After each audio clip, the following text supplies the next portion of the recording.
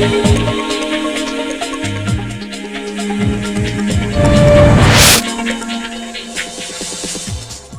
দর্শক, on TV নিয়মিত আয়োজন প্রবাসীদের কথা অনুষ্ঠানে আমরা আজকে এমন একজন ব্যক্তিকে আমন্ত্রণ জানিয়েছি। তিনি হচ্ছেন মৌলভীবাজার জেলা কুলাউড়া রাতগাঁও ইউনিয়নের একজন লন্ডন প্রবাসী জনাব মুজিবুর রহমান সাহেবকে আজকে আমন্ত্রণ জানিয়েছি মুক্ত আলোচনা। তিনি আজকে আমাদের জানাবেন প্রবাসীদের কথা অনুষ্ঠানে প্রবাসীদের সুখ দুঃখ এবং বিভিন্ন বিষয় তুলে ধরবেন, এবং তিনি যে দীর্ঘদিন প্রবাসে ছিলেন সেই প্রবাসের বিভিন্ন অভিজ্ঞতা সম্পর্কে আমাদেরকে তুলে ধরবেন। আমরা যারা লন্ডনে প্রবাসে রয়েছেন বা যারা কি অবস্থায় রয়েছেন বা তাদের সম্পর্কে তুলে ধরবেন। তিনি জানাবেন যে আমাদেরকে এই প্রবাসীদের সুখ দুঃখ এবং আনন্দ সম্পর্কে তুলে ধরবেন, এবং দেশের মাটি মানুষের জন্য তিনি কিভাবে লন্ডনে কাজ করে যাচ্ছেন সেই বিষয়ে আজকে আমাদেরকে তুলে ধরবেন। জনাব মুজিবুর রহমান সাহেব, আমরা প্রবাসীদের কথা অনুষ্ঠানে আপনাকে আমন্ত্রণ জানিয়েছি। আপনি কেমন আছেন এবং আপনার পরিচয় সম্পর্কে আমাদের দর্শকদের উদ্দেশ্যে তুলে ধরবেন। আলহামদুলিল্লাহ, ধন্যবাদ। আলহামদুলিল্লাহ, ধন্যবাদ। প্রথমে ওয়ান টিভিকে আমি শুভেচ্ছা এবং অভিনন্দন জানাই। আমাকে আজকে এই বক্তব্য দেওয়ার জন্য সুযোগ করে দিয়েছেন। আমি দেশ ও বিদেশে সকল দর্শক শ্রোতা এবং এলাকার বা সিলেটের সম্মানিত দর্শক শ্রোতা সকলকে আমার অভিনন্দন এবং শুভেচ্ছা সালাম জানাই। আমার পরিচয়, আমি লন্ডন প্রবাসী। আমি 2002-তে লন্ডনে যাই, আর দেশে আসি নাই, ফার্স্ট টাইম আসি। তবে লন্ডন থাকলেও আমরা দেশের জন্য উন্নয়ন করে থাকি, যোগাযোগ সবসময় আছে। আমাদের উন্নয়নে স্কুল, মসজিদ, মাদ্রাসা, এই যে বাস স্টপ, যাত্রী ছাউনি, খালবাদ, ব্রিজ, পরে সামাজিক কাজের সাথে আমরা জড়িত। সবসময় আমার ডকুমেন্ট আছে কুলাউড়া থানা। আমি আপনাকে এই বিষয়টা পরে আসতেছি। আমরা জানতে চাচ্ছি যে আপনি যে কিভাবে প্রবাসে গেলেন এবং প্রবাসে গিয়ে আপনি কি ধরনের সমস্যা পড়েছিলেন বা আপনি কিভাবে ওই জায়গায় আপনি অবস্থান নিলেন, বা আমাদের প্রবাসে যা বাঙালি কমিউনিটি যারা আছে তারা কি অবস্থার মধ্যে আছে বা তাদের সম্পর্কে আমরা একটু জানতে চাচ্ছি। যে দেশে যেহেতু আপনি এসেছেন সেই বিষয়ে আপনার অভিজ্ঞতাটা আপনি আপনাদেরকে দর্শকদের উদ্দেশ্যে বলুন। যেহেতু আমি দীর্ঘ 22 বছর যাবৎ লন্ডনে থাকি, আর দেশে আসি নাই। প্রবাসী দেশে বর্তমানে আমরা তো লং টাইম প্রবাসে থাকি, মোটামুটি আমরা সেটেল আছি, ব্যবসা বাণিজ্য সাথে জড়িত আছি। আর বর্তমানে প্রবাসের অবস্থা, লন্ডনের অবস্থা ভালো। তো কিছু সমস্যা হয়েছে, ওয়ার্ক পারমিটে যারা যাচ্ছে, কেরা ভিসা যারা যাচ্ছে, এদের কিছু সমস্যা হচ্ছে। আমাদের সিলেট অঞ্চলের বা বিভিন্ন অঞ্চলের সমগ্র বাংলাদেশের ছাত্রছাত্রী বা কেরার ভিসা যারা যায়, আমরা এখানেও গ্রেটার সিলেট ওয়েলফেয়ারের সদস্য আমি, আর আমার আরও ফ্রেন্ড বন্ধু আছেন। সকলে মিলিয়া আমরা এখানে ছাত্র বা ওয়ার্ক পারমিটে যারায় এদের সহযোগিতা করে থাকি। কেউ থাকার ব্যবস্থা নাই, থাকার ব্যবস্থা করে থাকি, আর কেউ খাওয়া দাওয়ার ব্যবস্থা নাই, প্রাথমিক আমরা খাওয়া দাওয়ার ব্যবস্থা করি। তো এই সামাজিকতা বা মানবিক কাজ আমরা করে থাকি।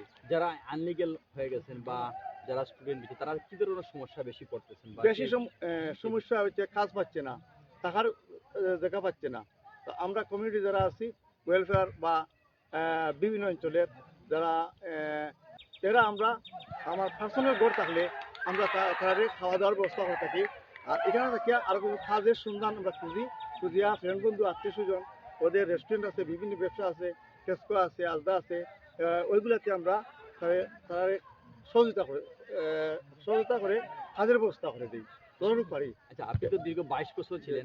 22 বছরের অভিজ্ঞতায় আপনারা কি ধরনের ওই জায়গায় বেশি কাজ থাকে বা সেখানে স্কিল মানুষ কিভাবে আমরা মানে বাঙালিরা মানে স্কিল মানুষ যাচ্ছে না আনস্কিল মানুষ যাচ্ছে সেই বিষয়ে আপনি একটু বলবেন। স্কিল মানুষ স্টুডেন্ট বা ওয়ার্ক পারমিটে যারা যায়, আর আনস্কিল মানুষ আমার ফ্যামিলি আছে, আপনার ফ্যামিলি, বিভিন্ন ফ্যামিলি আছে, ভিজিটে যারা কেউ বিয়ে শাদী করে যায়, এরা কোনো এক্সপিরিয়েন্স নাই কাজের। তখন তারা প্রথমে গিয়া কিছু অসুবিধা হতে পারে। এবং যে রেস্টুরেন্ট খাত আছে, রেস্টুরেন্ট ব্যবসা আছে, এখানে গেলে নিম্নতম তারা যে কোনো কাজ জানা না থাকলেও এখানে গিয়ে কাজ করতে পারে রেস্টুরেন্টে। আর বিভিন্ন আজদা আছে, টেস্টো আছে, আর বিভিন্ন আছে, এখানেও শিক্ষিত লোক হইলে কাজ পায়। আর হইলে প্রথমে এখন গিয়া কাজটা হইলো বেশি হইলো উবারিট। এটা হইলো বাইসাইকেল থাকলেও এটা কাজ পাওয়া যায়। আচ্ছা, আমি যেটা প্রশ্ন করতে যাচ্ছি আপনার কাছে, তাইলে আমাদের দেশ থেকে কি ধরনের কাজ শিখে যাওয়া উচিত বা কি ধরনের সেই বিষয়ে আপনি আমাদেরকে একটু যদি বলতেন।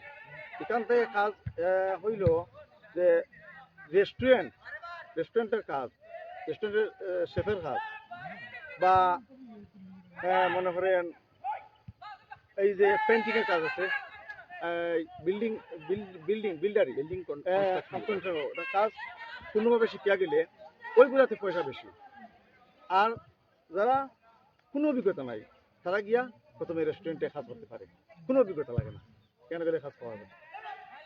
কি ধরনের সমস্যা বেশিরভাগই আমরা ওই বাঙালিরা বেশিরভাগ ভুগতেছেন সেই বেশি সমস্যা হইল যারা স্টুডেন্ট আজকের বিষয় গেছেন, অনেক দালালরা এরা নিয়া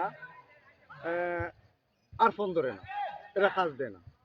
তখন গিয়া আমরা যে কমিউনিটি সার্ভিস, এই যে আমরা বাংলাদেশের যারা বেসরকারি প্রতিষ্ঠিত আছি, এরা এই বিষয় নিয়ে আমরা চিন্তা করি। আচ্ছা, আপনার দেশের জন্য কি প্রবাসে বসে দেশের জন্য কি চিন্তা করেন সর্বশেষ সময়? প্রবাসে বসে আমার এলাকা হইল ফ্লোরাতলা রাখতে হইনি।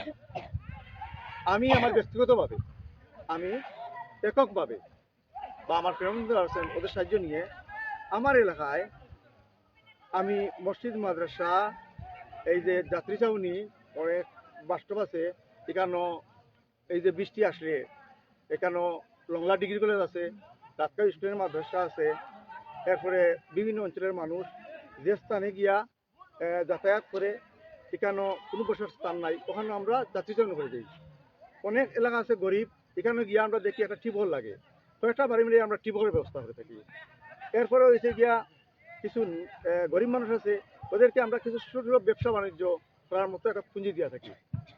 এরপরে হইল গিয়া যে অবিরাম আমরা প্রত্যেক বছর যে আমরা জাকাত আসে, আমার বা আমার বন্ধুদের আছে, আমরা জাকাতের পয়সাগুলা আমরা সুন্দরভাবে এতিম মাদ্রাসা আছে আমার জানা মতো, আমার ফ্লোরা থানায় প্রত্যেক আমার ডকুমেন্টারি আছে, প্রত্যেক জায়গায় জায়গায় গিয়া আমরা ওদের সহযোগিতা করে থাকি, বইপত্র কিছু এই সেই নগদ অর্থ করে সহযোগিতা করি থাকি। দর্শকের উদ্দেশ্যে এটাই বলবো যে আমরা প্রবাসে যে যেখানে থাকি, বাংলাদেশের যে যেখানে থাকেন ভালো অবস্থানে থাকলে প্রত্যেকের এলাকায় আপনারা সহযোগিতা করবেন। আমি সকল দর্শক শ্রোতা আমার এই বক্তব্য দীর্ঘায়িত না করে আমি আপনাদের দোয়া কামনা করি। আসসালামু আলাইকুম।